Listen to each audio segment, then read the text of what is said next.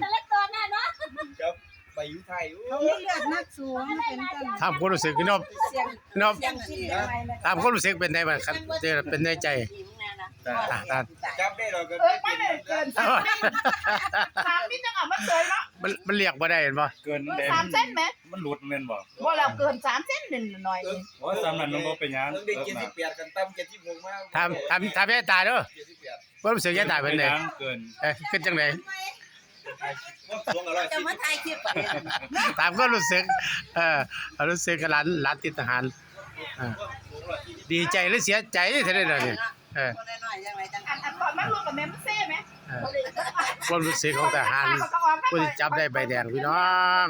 ครับความรู้สึกมันจำเป็นมันเรียกบ่ได้สู่ไปแค่ปีเดียวเพราะว่ามีความรู้เนี่ยเขาไว้เป็นโดนพี่น้องเนี่ย ไปอยู่สำหรับอยู่ไทยแล้ว จะทำใจเราซั่นว่า คนอยู่ไทยเนาะ ขาอ่อนเลยบ่ขาอ่อนบ่ขาอ่อนบ่ติ ว่าแล้ววันเปียลงเขาส้ม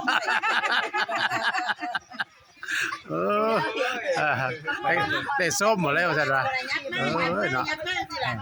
กับนวดด้วยบัตรสุดท้ายเขามาโจมวันนี้ท้าวันแต่แรกเขาก็ไปโจมดิ ผ่านมาสิไปขาไปแกงมันไปลบไปเลี้ยวไปฝึกซื่อเนาะเป็นญาตินี่หยังเนาะมันบ่คือสมัยเก่าดอก บ้านได้ออกมา แต่บ่ฝึกหนักปานใดดอกซุมื้อนี้ มันบางไว้ส่วนระยะฝึกหนักเมื่อมันมาจะไปลงไฟเตี